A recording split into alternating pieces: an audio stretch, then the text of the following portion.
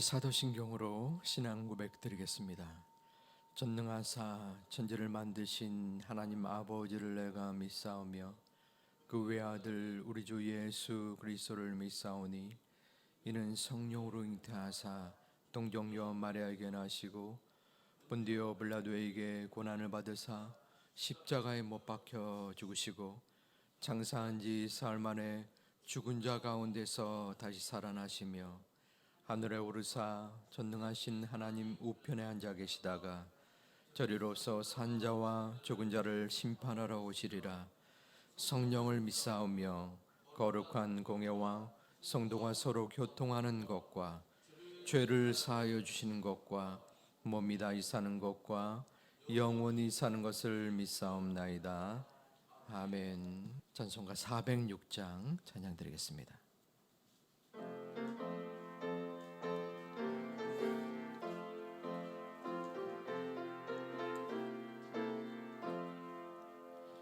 고난 내 영혼 편히 쉴 곳과 풍랑 이뤄도 안전한 보구 폭풍까지도 다스리시는 주의 영원한 발을 의지해 주의 영원하신 발 함께하사 항상 나를 붙드시니 어느 곳에 가든지 요동하지 않음은 주의 팔을 의지함이라.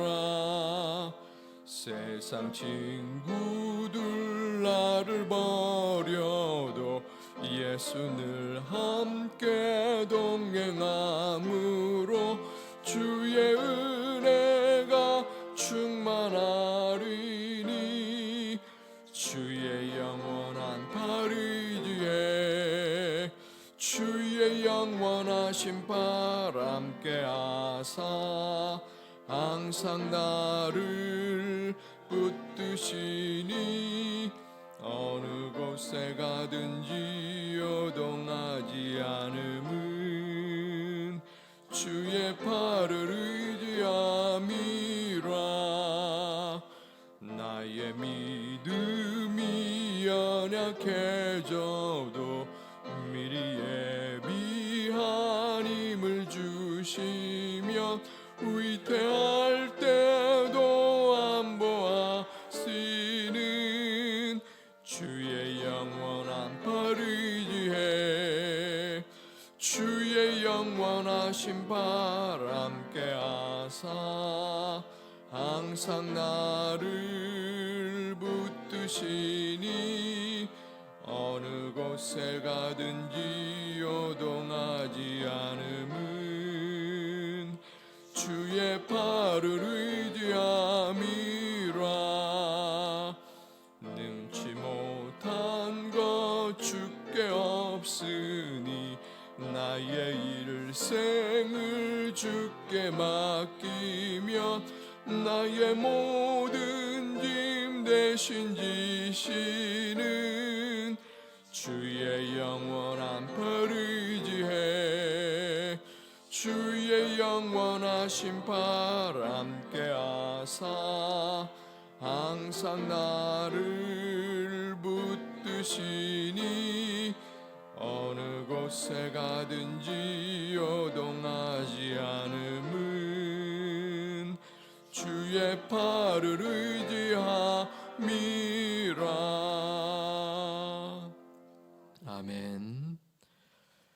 36장 1절부터 14절까지 교독 들어가겠습니다. 엘리후가 말을 이어 이르되 나를 염간 용납하라. 내가 그대에게 보이리니 이는 내가 하나님을 위하여 아직도 할 말이 있음이라. 내가 먼 데서 지식을 얻고 나를 지으신 이에게 의를 돌려보내리라. 진실로 내 말은 거짓이 아니라 온전한 지식을 가진 이가 그대와 함께 있느니라. 하나님은 능하시나 아무도 멸시하지 아니하시며 그의 지혜가 무궁하사 악인을 살려두지 아니하시며 고난 받는 자에게 공의를 베푸시며 그의 눈을 의인에게서 떼지 아니하시고 그의 왕들과 함께 왕자의 안치사 영원토록 존귀하게 하시며 그들이 정세에 마이거나 환난의 줄에 얽혔으며 그들의 소행과 악행과 자신들의 교만한 행위를 알게 하시고 교훈을 얻게 하시며 향해서 돌이게 하시나니 만일 그들이 순종하여 섬기면 형통한 날을 보내며 즐거운 해를 지낼 것이요 만일 그들이 순종하지 아니하면 칼에 망하여 지식 없이 죽을 것이니라. 마음이 경건하지 아니한 자들은 분노를 쌓으며 하나님이 속박할지라도 도움을 구하지 아니하나니 그들의 몸은 젊어서 죽으며 그들의 생명은 남창과 함께 있도다. 아멘. 성전에 나오실 때에 1천 번째 예물을 9분이 드리셨습니다. 욥기서는 이제 결말부로 나아가고 있습니다. 욥에서 제일 많이 나오는 인물은 욥과 더불어 세 친구들입니다. 그 친구들은 욥의 잘못을 지적하고 인과응보의 모습을 지속적으로 그리고 끈질기게 보여주고 있습니다. 욥기 36장은 계속적으로 욥의 회개를 촉구하고 있습니다. 욥이 아무도 모르는 사이에 혹은 의식적으로 죄악을 저지르고 있었다라는 것입니다. 1절에서부터 4절까지 엘리후는 자신 스스로 고난의 전문가라고 말을 하고 있습니다. 1절 2절에서는 엘리후가 말을 이어 가로되 나를 잠깐 용납하라 내가 그대에게 보이리니 이는 내가 하나님을 위하여 아직도 할 말이 있음이라 라고 말합니다. 이는 이 엘리후가 자신이 큰 지혜를 지니고 있으며 욥에게 잠시 기다려달라 내가 할 말이 있다라고 하는 겁니다. 이 같은 형식은 상대방과 사람들에게 큰 관심을 불러일으키는 표현이기도 합니다. 3절에서 엘리후는 자신의 지식이 먼 데서 왔다라고 말합니다. 이 멀다라는 이 단어를 공간적으로 생각한다면 그 지식이 접근하기 어려운 낯선 곳에서부터 왔다라고 이해할 수 있습니다. 하지만 좀 더 엄밀히 생각해 보면 이 먼데라는 것이 하늘나라 하나님으로부터 왔다는 것입니다. 그러므로 이 엘리후 스스로 내가 하나님의 대변인이자 고난의 전문가라고 자처하고 있는 것입니다. 그리고 이어서 5절부터 14절까지에서는 고난의 유익에 대하여 말합니다. 엘리후가 자신이 고난의 전문가이기 때문에 고난이 주는 유익이 이러이러하다라는 것입니다. 9절과 10절에서는 이렇게 말합니다. 고난을 당하면 그들의 소행과 악행과 자신들의 교만한 행위를 알게 하시고 그들의 귀를 열어 교훈을 돌이키게 하신다라는 것입니다. 하나님께서 이 고난을 주신 이유와 목적을 말하는 것입니다. 11절에서는 만일 그들이 순종하여 섬기면 형통한 날을 보내며 즐거운 해를 지날 것이요. 고난의 유익을 계속 이어서 말합니다. 12절에서 만일 그들이 순종하지 아니하면 칼에 망하며 지식 없이 죽을 것이다. 엘리후는 5절과 6절에서 하나님에 대하여 증거하는데 하나님은 능하시니 아무도 멸시하지 아니하시며 그의 지혜가 무궁하사 악을 살려두지 아니하시며 고난받는 자에게 공의를 베푸시는 분이다라고 증거하기도 합니다. 엘리후는 하나님에 대하여 이분법적인 이야기를 합니다. 하나님께서는 실수가 없는 하나님이시고 그러므로 악인을 벌하시며 의인을 보호하시는 분이시다. 하지만 이것은 엄밀히 따지면 고난에 대하여 하나님에 대하여 잘못 엘리후가 알고 있는 것입니다. 악인을 벌하시기 때문에 욥 네가 지금 적어도 잘못을 저지르고 죄악 가운데 있는 것이고 그러므로 너에게 숨겨진 죄를 회개하라 라고 지속적으로 엘리후뿐 아니라 그 세 친구가 공격을 하고 있는 것이죠. 하지만 욥은 결코 잘못이 없었습니다. 그러므로 악인이 아닌 것이죠. 그런데 악인을 벌하시는 하나님이 지금 욥을 공격하기에 엘리후는 고난의 전문가라고 할 수는 없는 것입니다. 하나님의 고난 앞에서는 누구도 전문가가 될 수는 없습니다. 우리는 이 땅에 많은 전문가들이 있습니다.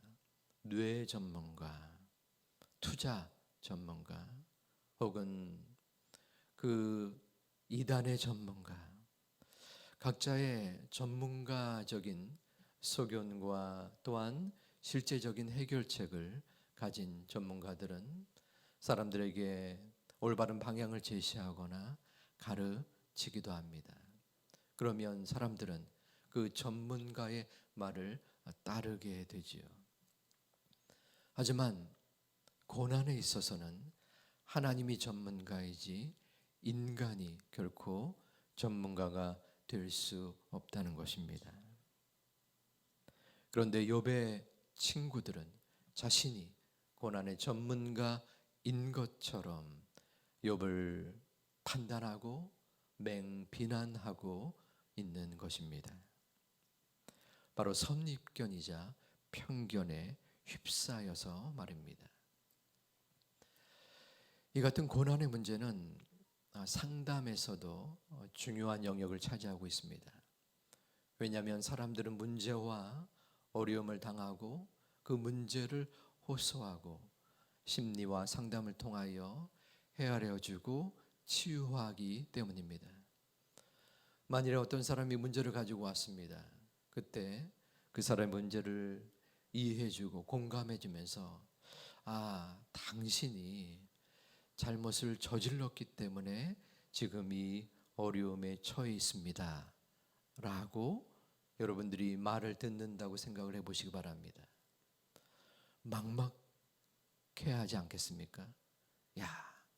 내가 이전에 큰 잘못을 저질렀으니까 내가 이 어려움을 당하는구나. 무슨 잘못을 저질렀을까? 죄책감과 자책감에 휩싸이게 될 것입니다. 그런데 그것이 과연 맞느냐는 것입니다. 그래서 이 욥기서는 욥기에 대한 여러 관점은 사람의 이 고난과 어려움이 인간의 잘못이 아닐 수도 있다라는 중요한 맥락으로 또한 생각하기도 합니다. 고난에 있어서 어려움과 문제에 있어서는 바로 이 인간의 전문가적인 입장에서 벗어나야 합니다. 마음속에 생각하기를 우리는 내가 틀릴 수도 있다라는 생각을 지녀야 합니다. 전문가적인 입장이 아니라 문외한적인 판단을 가져야 합니다. 문외한은 누구입니까? 나는 아무것도 모른다는 입장입니다. 내가 하나님의 뜻과 섭리를 아는 전문가가 아니라 하나님의 뜻과 섭리를 모를 수도 있다. 전혀 알 수 없기도 하다. 그러므로 사람들의 아픔과 어려움을 대하고 그들의 문제를 함께 나아갈 때에 하나님의 뜻을 온전히 발견하고자 마음속에 생각하고 그들의 아픔과 함께하는 모습, 태도가 중요합니다. 지금까지 저의 삶을 살펴볼 때에 저를 돌이키고 저의 문제를 함께 짚어가는 큰 힘이 되었던 것은, 야, 똑바로 해라, 제대로 해라, 뭔가 너에게 큰 이유가 있지 않느냐라는 징계 섞인 말보다는, 그래 괜찮다, 힘들었지, 기도하마, 뭔가 하나님의 뜻이 있을 거야 라는 그러한 순간이요 또한 말이었지 않나 생각합니다.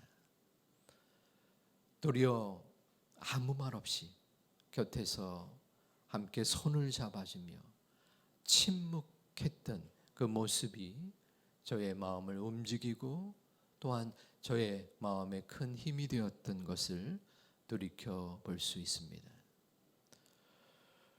주변의 여러분의 이웃 속에서 참으로 견디기 힘든 어려움의 문제를 이야기할 수 있습니다. 그럴 때에 마치 여러분들이 전문가처럼, 야, 분명히 하나님의 뜻이 있을 거야, 하나님께서 너에게 큰 역할을 주실 거야 하는 것도 크나큰 위로와 격려가 됩니다. 하지만 조용히 곁에서 눈물 지며 안타까워하며 위로해주고 함께하는 그 모습 또한 참으로 그 주변의 어려움을 겪는 분들에게 너무나 큰 하나님의 큰 힘을 가져다 줄 수 있다는 것입니다. 오늘 하루의 삶을 살면서 많은 사람들을 만나게 될 것입니다. 나의 마음의 위로와 하나님의 큰 격려가 필요한 사람이 과연 누가 있는지, 혹은 지금까지 나의 말로 인하여 상처와 괴로움을 주었던 경험이 있다면 다시 한번 미안과 또한 마음속에 하나님께 대한 소망을 준다면 그 또한 하나님이 우리에게 주신 위로자요 또한 격려자의 모습일 것입니다. 또한 선교사님이 계셨습니다.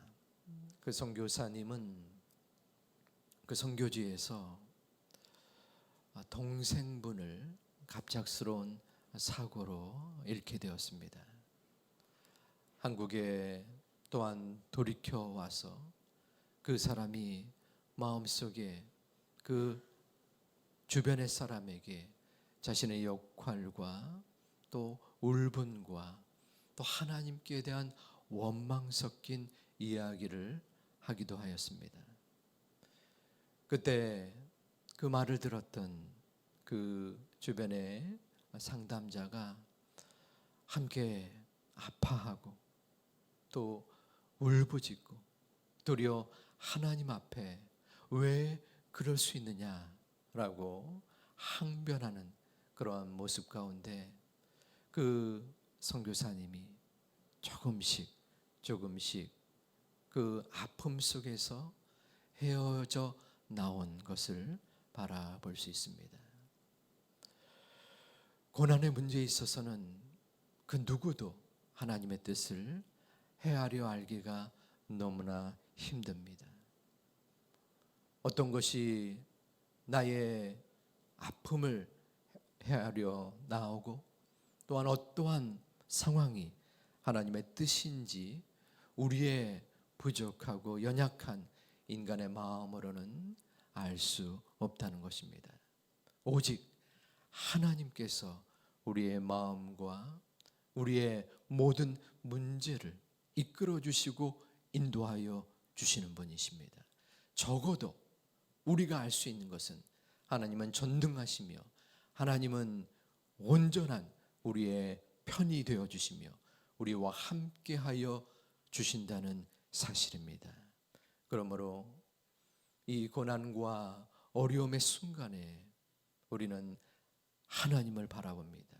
그리고 부족하지만 하나님이 나와 우리의 가정과 우리의 상황을 이끌어 주실 것이며 그 문제 속에서 내가 해야 할 부분, 내가 하나님의 위로가 되어야 될 부분을 마음속에 느끼며 나아갈 수 있는 오늘 하루와 남은 연말이 되시기를 주님의 이름으로 축원드립니다. 기도하겠습니다. 아버지 하나님, 우리의 부족함 속에서라도 우리의 눈물과 고통과 어려움 속에서라도 우리와 함께하여 주심을 감사드립니다. 아버지 하나님, 도저히 헤어날 수 없을 것 같은 문제와 고통에 있을지라도 우리 성도님을 붙잡아 주시고 우리와 함께하여 주시옵소서. 내가 할 수 있는 조금이라도 위로와 격려를 나의 가족과 사람들에게 보여줄 수 있는 하나님의 사람으로 인도하여 주시옵소서. 일천번째 예물을 드린 손길들을 마음들을 주님 붙잡아 주시사 주님의 선하신 뜻 가운데서 그 하나님의 뜻을 발견하며 기도할 수 있는 하나님의 자녀들 되게 하여 주시옵소서. 오늘 하루도 주님 앞에 맡깁니다. 하루하루의 시간 가운데 순간순간의 여정 속에 어려움의 문제 가운데 절망하고 포기하는 자가 아니라 하나님의 은혜를 사모하며 나아갈 수 있는 오늘 하루가 되게 하여 주시옵소서. 예수님의 이름으로 기도하옵나이다. 아멘. 하늘에 계신 우리 아버지여, 이름이 거룩히 여김을 받으시오며 나라의 마옵시며 뜻이 하늘에서 이룬 것 같이 땅에서도 이루어지이다. 오늘날 우리에게 일용할 양식을 주옵시고 우리가 우리에게 죄 지은 자를 사하여 준 것 같이 우리 죄를 사하여 주옵시고 우리를 시험에 들게 하지 마옵시고 다만 하나님께서 구하옵소서. 대개 나라와 권세와 영광이 아버지께 영원히 있사옵나이다. 아멘.